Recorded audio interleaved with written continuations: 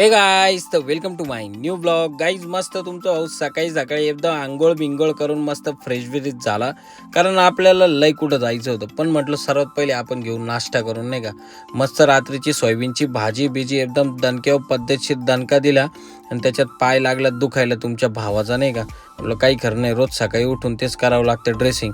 मग म्हटलं चला आता बसंतीचं पोटबीड भरू नाही का, कॅम्पात जाऊन कॅम्पात गेलो, बसंतीचं पोटबीड भरलं आणि निघालो मग सौसरी गावातून. म्हटलं आज जायचं आपल्याला गाईच कुठं माहिती का, सिन्नरला. तर सिन्नरला जाता आता काही शेवग्यात अरण्यातून घुसल्यानंतर बघतो तर काय आपल्याला रस्त्यात लागला खड्डा एक. म्हणजे खड्डा लागायचा विषय असा होता का रस्त्याचं काम बिम चालू होतं, त्याच्यामुळे रस्ता बंद होता. परत दुसऱ्या रस्त्याने निघालो आणि फायनली आपण लागलो आपल्या हायवेला लागल्यानंतर मग काय गाईज लागला ना टोल नाक्यावाले म्हटले का बाबा द्या आता टोल. म्हटलं मग काय करते आता, देतो टोल, रोजचा धंदाच मांडून ठेवलाय तुम्ही. मग तुमचा भाऊ पोचला डायरेक्ट एमआयडीसी मध्ये गेल्यानंतर काही सर्वात पहिले एका कंपनीत गेलो आपण. आपल्याला तिथं फायर एक्सटिंग्विशरची डिलिव्हरी करायची होती आणि त्यानंतर एका कंपनीमध्ये गाईज आपल्याला एक पेमेंट घ्यायचं होतं नाही का. बट काय करते, पेमेंटच त्यांनी दिलं नाही. म्हटलं झालं धन्य. परत दुसऱ्या कंपनीत गेलो, तिथं पण फायर एक्सटिंग्विशरची डिलिव्हरी वगैरे केली. त्यानंतर परत एका कंपनीत जायचं होतं, कशासाठी माहिती आहे का, फायर एक्सटिंग्विशर आपण डिलिव्हरी केले होते. बट तिथे आहे ना आपल्याला त्यांचं बिलच दिलं नव्हतं आपण. म्हटलं बाप रे काही खरं नाही, चला म्हटलं जाऊ आता दुसऱ्या कंपनीत, कारण एका कंपनीत आपल्याला विजिटसाठी जायचं होतं. हायड्रन सिस्टमचा जो मेंटेनन्स आहे तो घ्यायचा होता आणि त्याच्यात यांचे तुटले ना पंपाचे नट. मी पंप चालू केला आणि दणकेव पद्धतशीर, म्हणजे माझ्याकडून नाही झाले हे पहिलेच झालेले होतं नाही का, हे फक्त तुम्हाला दाखवतोय गाईज मी. आणि मग त्यानंतर गाईज फायनली आपलं झालं एमआयडीसी मधलं काम सिन्नरचं.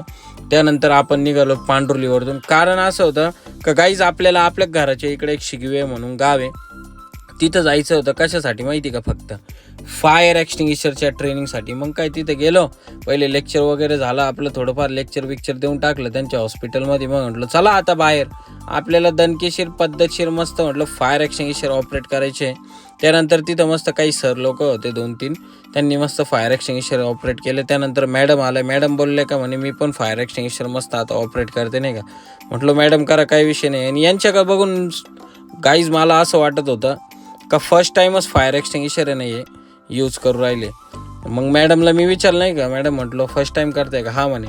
म्हटलं चला मॅडम मग मी पण निघतो, कारण तुमच्या भावाला कॉल आला होता मुंबई नाक्यावरतून. ॲक्च्युली विषय असा होता गाईज का तिथं आपल्याला एका हॉस्पिटलमधून काही फायर एक्सटिंग्विशर होते, म्हणजे नवजीवन म्हणून हॉस्पिटल आहे, तिथं आपल्याला जायचं होतं. कारण असं का फायर एक्सटिंग्विशर होते तिथं रिफिलिंगला, एक नाही दोन नाही तर 10 फायर एक्सटिंग्विशर होते नाही का.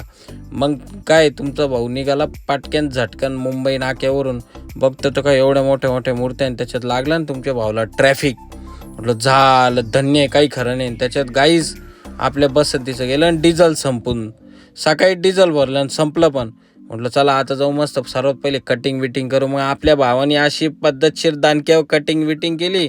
गाईज नाद नाही करायचा बरं काय आपल्या भाऊचा, एकदम खतरनाक विषय, कमी पैशात एकदम मस्त दानका विषय.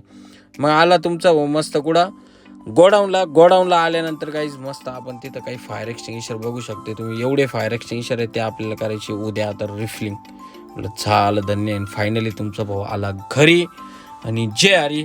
आय होप की गाईज तुम्हाला आजचा ब्लॉग नक्कीच आवडला असेल. तर चला गाईज भेटू नेक्स्ट ब्लॉगमध्ये. जय महाकाल.